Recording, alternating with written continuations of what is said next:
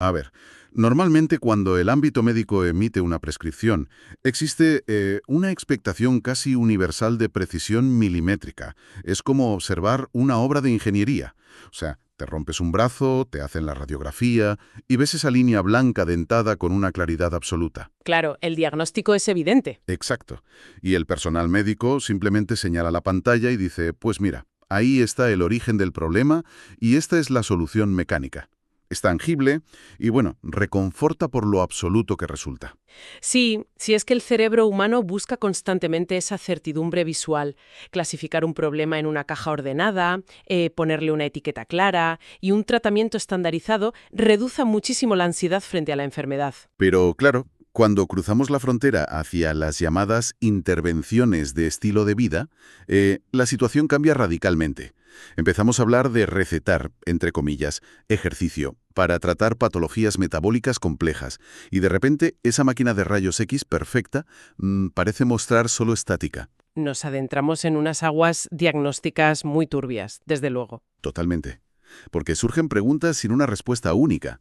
O sea, ¿cuánto volumen de ejercicio es necesario? ¿A qué intensidad exacta? ¿Es fisiológicamente superior correr en una cinta, levantar pesas o sencillamente organizar una pachanga con amistades un par de tardes a la semana? Y ese es precisamente el abismo que separa la teoría clínica de la realidad del paciente. A ver, el paisaje clínico de la obesidad y los trastornos metabólicos es de una complejidad abrumadora, y el gran reto de la ciencia contemporánea es intentar cuantificar estímulos que a primera vista parecen puro ocio. Ya medir lo inmedible, básicamente. Eso es, medir lo inmedible para darle un marco clínico riguroso. Pues por eso hoy el foco de esta exploración a fondo está puesto sobre un documento que intenta hacer exactamente eso, y además con un nivel de detalle metodológico fascinante. Vamos a analizar el artículo titulado Intervention Effects of Recreational Football on Obesity-Related Health Outcomes, a Systematic Review and Meta-Analysis. Un trabajo de revisión muy completo, sí. Muy completo. Ha sido elaborado por los investigadores Yang Chang, Sang-Yo Kim y Jingfeng Wang. Y para quienes deseen buscarlo, se ha publicado recientemente, ahora en este año 2026, en el Journal of Sports Science and Medicine. Concretamente lo pueden encontrar en el volumen 25, desde la página 459 a la 475. Que básicamente reúne un montón de datos dispersos para intentar crear una imagen unificada, porque claro, un solo ensayo clínico puede estar sesgado por un grupo pequeño. Claro. Pero al combinar múltiples estudios, que es lo que hacen aquí, se busca una señal estadística real entre tanto ruido. Y la misión hoy es examinar con el máximo rigor científico, pero sin perder de vista el mundo real, si esa clásica pachanga de fútbol tiene un impacto clínico verdadero, profundo y medible en el sobrepeso. Han analizado 16 ensayos controlados aleatorizados. Vale, vamos a desgranar esto porque la simple premisa de que un juego popular pueda llegar a estructurarse como una medicina pautada me resulta brillante. Es brillante, pero requiere establecer unos parámetros muy estrictos, porque el primer obstáculo metodológico de este metaanálisis es definir qué es exactamente el fútbol recreativo. Hay que aislarlo de variables de confusión. Claro, no hablamos de la final de la Champions. Para nada.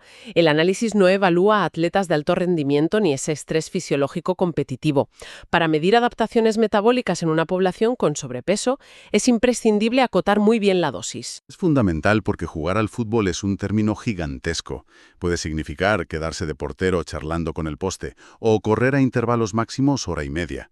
Según los autores, ¿qué versión del juego es la que han puesto bajo el microscopio? Pues el filtro metodológico define el fútbol recreativo como actividades basadas en este deporte, pero realizadas en formatos estructurados o semiestructurados. De acuerdo. Esto destaca sobre todo los partidos en espacios reducidos, ya sabes, menos jugadores, donde la participación es constante. El enfoque absoluto es la salud, eliminando el componente de rendimiento competitivo extremo. Vale, quitando la presión de ganar a toda costa. Exacto.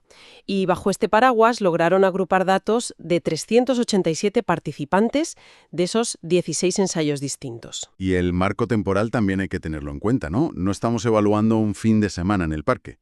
Las intervenciones duraron entre 3 y 6 meses. Un tiempo mínimo vital. Claro. Es el tiempo requerido para que los tejidos muestren adaptaciones fisiológicas crónicas y medibles, más allá de estar cansado después del partido. Efectivamente. El tiempo es la variable que permite la remodelación celular.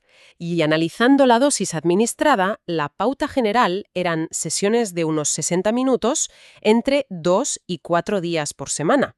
Pero el componente clave aquí es la intensidad. ¿A qué pulsaciones llegaban?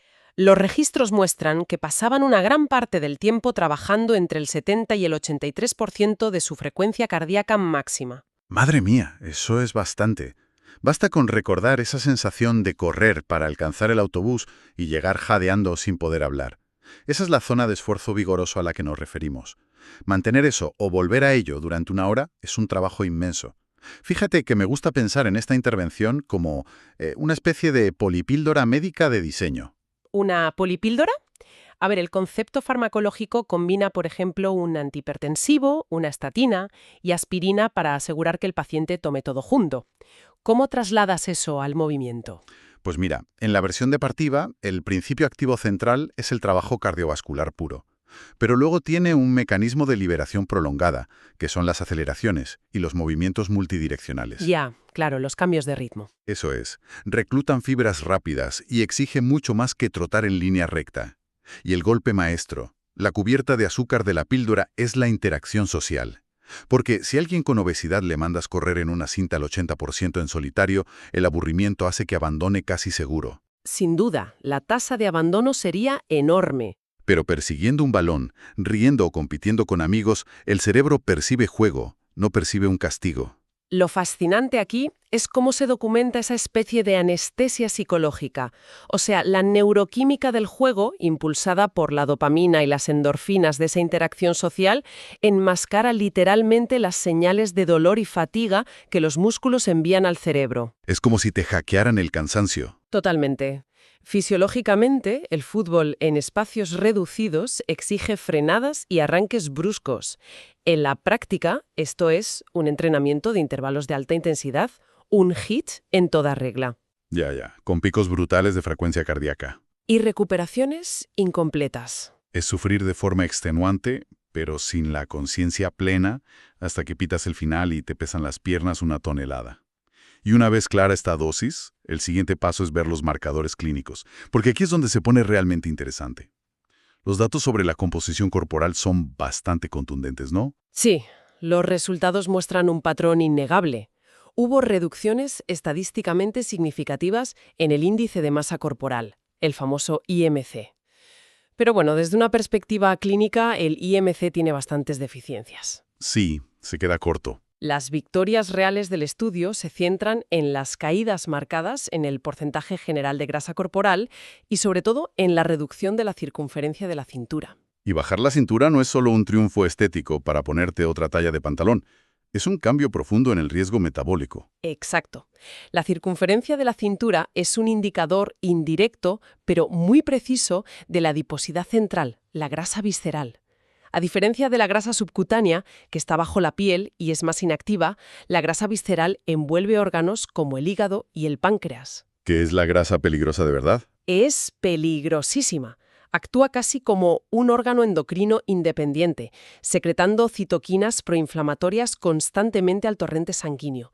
Al reducirla, desactivas una bomba de relojería de inflamación sistémica. Y parece que al desactivar esa bomba, las arterias respiran aliviadas. El metaanálisis refleja reducciones muy claras en los triglicéridos y una caída estadísticamente relevante en la presión arterial, tanto la sistólica como la diastólica. Sí, y para dimensionar esto bien, hay que introducir un concepto clave del estudio, que es el sistema GRADE. Es un marco internacional que evalúa la certeza de la evidencia.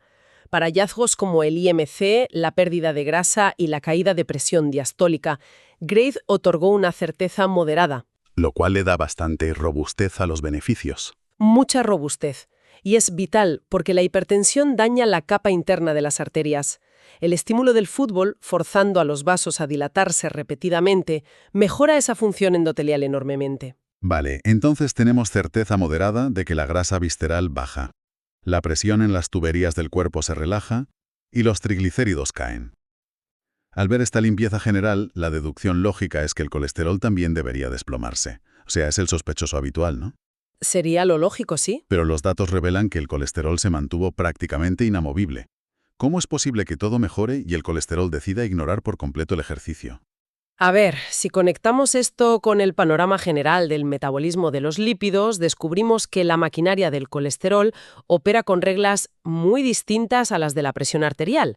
La presión mejora rápido por la liberación de óxido nítrico, pero modificar el colesterol LDL, el malo, requiere alterar vías hepáticas muy complejas. Significa que el hígado necesita un estímulo muchísimo más fuerte. Efectivamente. La literatura muestra que el ejercicio aeróbico por sí solo, en volúmenes de 2 o 3 horas semanales, no basta para aumentar la densidad de receptores de LDL en el hígado, que son los que retiran ese colesterol de la sangre. O sea, necesitas matarte a hacer horas o pasar hambre de verdad. Necesitas volúmenes masivos de resistencia o déficits calóricos muy agresivos. Por eso ni el colesterol total, ni el LDL, ni siquiera el HDL, el bueno, mostraron diferencias significativas en este metaanálisis. Es decir, la polipíldora del fútbol es fantástica para las arterias y la grasa, pero no tiene potencia para reescribir el perfil lipídico por sí sola. Y claro, supongo que hay un elefante en la habitación enorme aquí, el comportamiento fuera del campo, el control nutricional. Ese es el gran tema. Los ensayos mostraron una variabilidad brutal en el control dietético. Algunos estudios monitorizaban todo, hasta la medicación, pero otros carecían por completo de restricciones. No sabían qué comía la gente entre partidos. Es como intentar evaluar la eficiencia de un horno industrial de altísima tecnología sin saber si han dejado la puerta abierta de par en par durante la prueba. Totalmente. Esa metáfora es perfecta para ilustrarlo. Si tu métrica principal es el colesterol, y después del partido la gente se come unas hamburguesas ultraprocesadas como recompensa, el efecto de esos 60 minutos queda sepultado bajo una avalancha de colesterol exógeno. Si no controlas la dieta, arruinas la medición. Ese ruido estadístico por factores externos es tremendo. Y ese mismo nivel de interferencia provoca el resultado más confuso de todo el estudio, que son los datos sobre la masa corporal magra, o sea, el músculo. Reportaron una heterogeneidad del 74%. ¡Madre mía! Un 74%. Para visualizarlo, es como una orquesta donde la mitad toca Mozart y la otra mitad improvisa jazz a todo volumen. No hay melodía. Ninguna. Pero hay algo contraintuitivo aquí.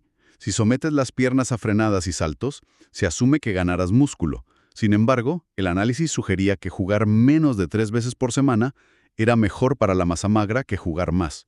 O sea, si juegas más, ¿por qué no habría más músculo? Pues la respuesta está en el delicado equilibrio entre anabolismo y catabolismo cruzado con la nutrición otra vez.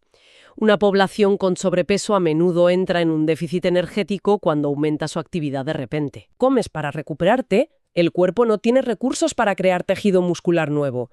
De hecho, bajo un estrés metabólico tan alto, puede empezar a degradar masa magra. Básicamente estás quemando los cimientos de la casa para mantener la calefacción encendida. Eso es. Y además, los autores notaron que el efecto sobre la masa magra parecía diferir según la edad, sugiriendo mejores resultados en adultos que en poblaciones jóvenes. O sea, el entorno hormonal de un niño de 12 años que está creciendo no responde a la hipertrofia igual que un adulto. Entonces, ¿qué significa todo esto a la hora de la verdad? Las piezas no encajan del todo. Tenemos reducciones excelentes en adiposidad, pero el colesterol no mejora, la masa muscular hace cosas raras y el control de la dieta es un caos. Esto exige mirar las limitaciones con lupa, porque hacer recomendaciones de salud pública con tanto ruido es peligroso. Esto plantea una pregunta importante. Las deficiencias metodológicas limitan muchísimo la generalización de los resultados. Si miras la demografía de los casi 400 participantes, surge un sesgo enorme. ¿Qué tipo de sesgo? Pues que la aplastante mayoría de los ensayos se hicieron en poblaciones pediátricas, adolescentes y, sobre todo, masculinas. ¡Ostras! Eso no es un detalle estadístico menor, es una laguna clínica gigantesca. Faltan datos sobre mujeres adultas. A nivel fisiológico, una mujer de 55 años en la menopausia no va a procesar el ejercicio igual que un chico de 15 con la testosterona por las nubes. Extrapolar eso carece de rigor. Es un error de bulto en la ciencia deportiva asumir que la fisiología masculina joven es el estándar universal. Y además, el tamaño de la muestra es muy modesto. Menos de 400 en total aumenta el riesgo de que efectos pequeños parezcan enormes. Y luego está el abismo del largo plazo. Sabemos por el sistema Grade que el cuerpo mejora a los 6 meses, pero ¿qué pasa al año? Si lo que mantenía a la gente era el aspecto social, ¿qué ocurre cuando se acaba el ensayo? Se van los investigadores y nadie organiza los partidos. Lo más normal es que los beneficios se evaporen. Completamente de acuerdo. Grade evaluó estas fisuras, como el riesgo de sesgo, la muestra pequeña y la inconsistencia, y terminó rebajando la calidad global de la evidencia a moderada o baja en muchos apartados. No invalida el estudio, ojo, pero exige prudencia. Claro, sirve como antídoto contra el pensamiento mágico. Nos demuestra que la pachanga no es el santo grial que curará la obesidad metabólica por sí sola. Si quieres bajar el colesterol LDL sin reformar la dieta, esto no basta. Pero bueno, descartar la intervención por estas limitaciones sería igual de grave, porque como herramienta para combatir la grasa visceral y la hipertensión, funciona. Ese es el consenso que debemos extraer. Es una estrategia terapéutica no farmacológica altamente prometedora. Ataca varios frentes del síndrome metabólico a la vez. Disminuye el abdomen, rebaja los triglicéridos y reduce la presión arterial. Y lo hace usando el juego como vehículo para aguantar el esfuerzo físico a lo largo de los meses, que no es poco. Para quienes disfrutan analizando datos crudos o detalles precisos de frecuencia cardíaca, la recomendación es directa. Vayan a la fuente original. Reiteramos el artículo Intervention Effects of Recreational Football on Obesity-Related Health Outcomes, disponible en el Journal of Sports Science and Medicine. Entender la ciencia de primera mano siempre aporta unos matices que, bueno, en los resúmenes es imposible abarcar. Y para seguir descifrando el complejo mundo de la ciencia de la salud, es fundamental recordar a quienes nos escuchan que se suscriban al canal y mantengan las notificaciones activadas. La divulgación depende de explorar las evidencias constantemente, por ruidosas que sean. Sí, aunque el panorama parezca un poco caótico a veces. Si el éxito de este metaanálisis es que el juego social enmascara un entrenamiento durísimo para que el cerebro no lo vea como una tortura médica, ¿qué otras dinámicas de la infancia estamos desaprovechando? Uy, es una pregunta interesantísima. O sea, imaginemos un futuro donde en las clínicas de rehabilitación no haya cintas que correr estériles, sino ligas estructuradas de pilla-pilla o sesiones de balón prisionero.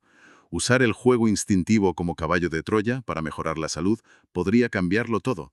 Quizás esa radiografía borrosa del principio empiece a mostrar un tratamiento claro. Salir a jugar. Fíjate, es una perspectiva evolutiva e integradora excelente para concluir. El cuerpo humano nunca deja de sorprender cuando lo miras con la lupa adecuada. Hasta la próxima exploración a fondo.